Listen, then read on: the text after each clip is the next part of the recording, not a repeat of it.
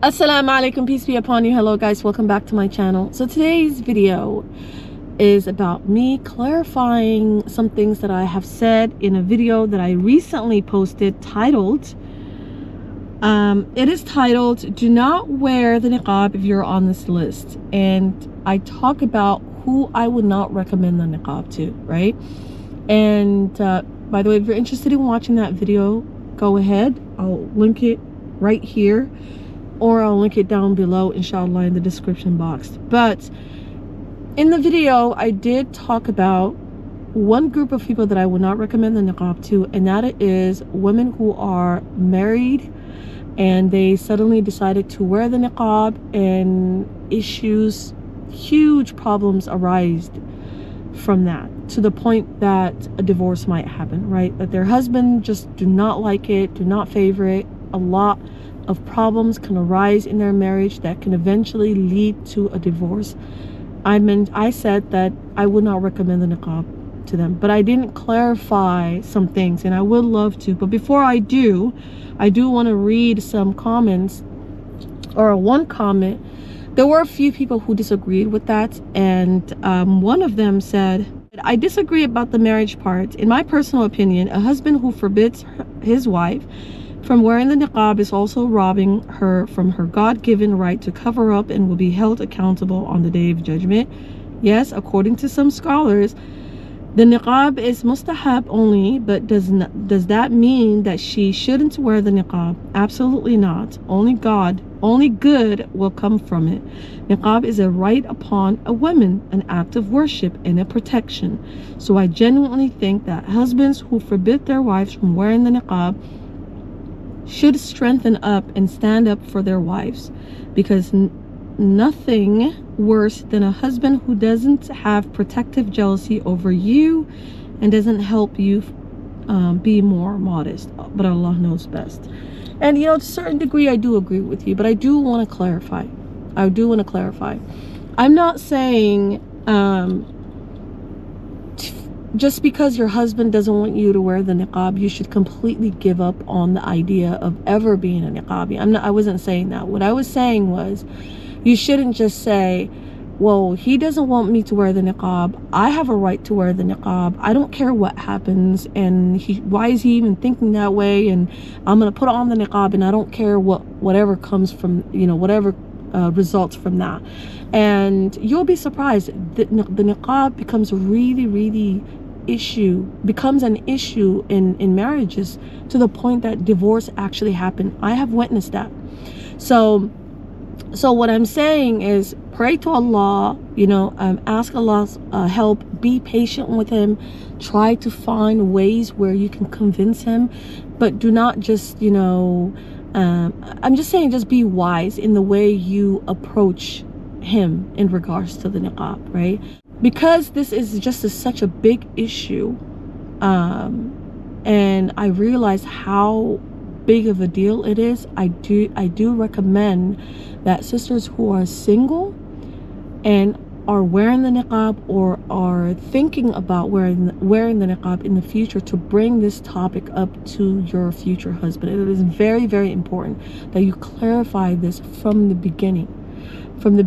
Please clarify it. Be straightforward. Let them know that this is something that you are either planning to do in the future, and you're not budging from that, like that's something you really, really want to do. Or clarify that you're a niqabi and you have no intentions of ever removing the niqab. Like, be very, very straightforward. But if your husband already married you as non-niqabi, if that's even a word, and you were just your hijabi, properly dressed up, and suddenly this is something that you just brought it up and said, hey, this is what's going to happen, and you just have to accept it, yada yada, you know what I mean? That's what I'm talking about, because he didn't marry you as a niqabi, right?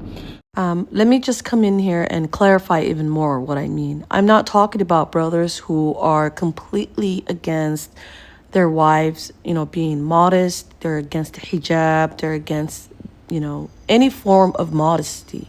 I'm not referring to those type of brothers. I'm talking about brothers who already accept you as a hijabi, who supports you as being modest, and love their women being modest. Those are the type of brothers that I'm referring to.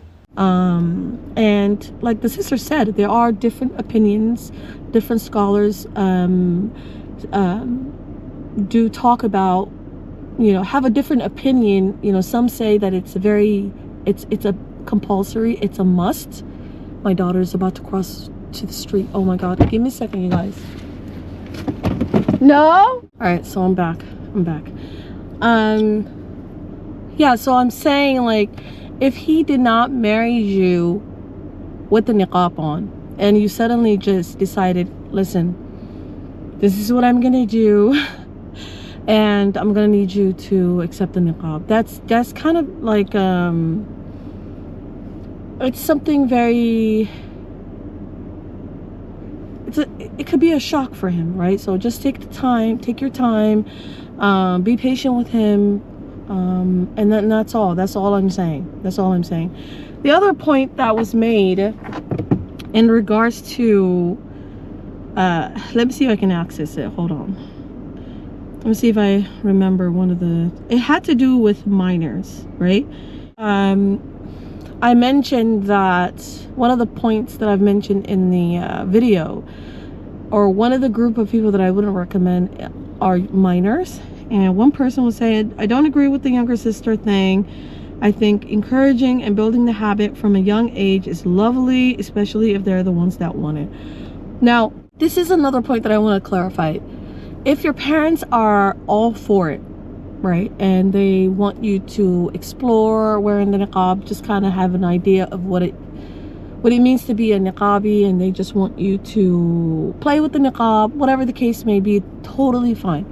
I agree with that. I actually do that for my daughter, right? She wants to be like mommy. She does dress ups, she wears her princess, and then she wears her niqab and her hijab, and she thinks she is a princess, and I let her do that, right?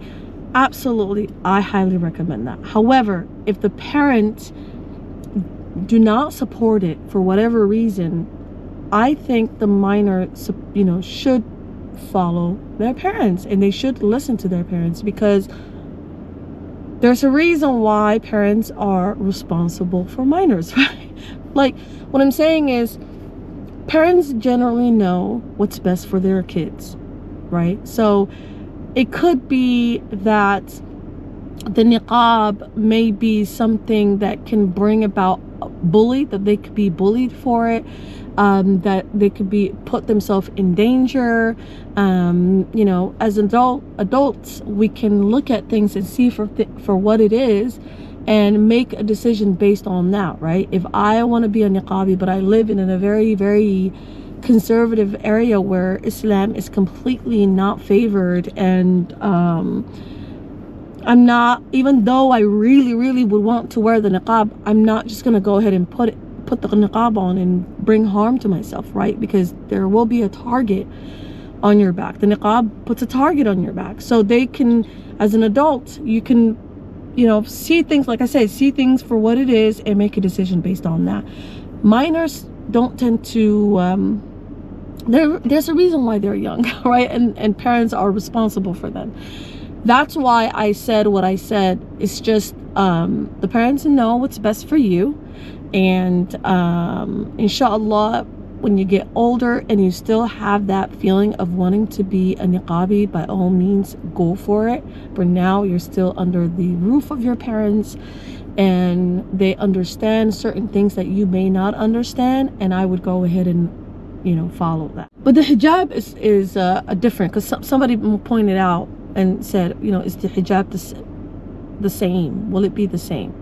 Would you still recommend it if their life is in danger? And of course, that's something that is for scholars, but the hijab is compulsory upon all women. Once they reach puberty, they have to observe the hijab. It's must, right? And of course, in extreme cases where literally your life is in danger and you will be harmed, no questions, no if and buts about it, harm will come to you and you are endangering your life, that, of course, in extreme cases, then you know, you have to talk to scholars about that. But I'm talking about like everyday struggles like bullying and people looking at you down and talking bad about you and this and that. I mean, that shouldn't stop you from being a hijabi. Hijab is very, very, very, very important. The niqab is different.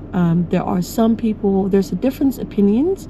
Some say that it's a must, you have to wear it, it's compulsory, and other sheikhs or other scholars say that it's not a must. It's optional. However, they all recommend for women to wear the niqab. All the scholars recommend that, you know, the niqab it's just something good for the women, right? So those are the things that I really do want to clarify and I do want to talk about, and I hope it helped, and if it did, please don't forget to subscribe and press the like button. And if you are interested in more videos in regards to the niqab, there are a huge playlist. Should I put it right here or something there or something? There's a huge playlist in regards to that. Go ahead and check it out. And if you want something more kind of relaxed and you want to know how a niqabi lives her day-to-day life, then I also have a huge playlist in regards to that. Go ahead and check it out, inshallah. Again, thank you so much for watching the video. Don't forget to subscribe, and I'll see you guys next time. Assalamu alaikum. Take care.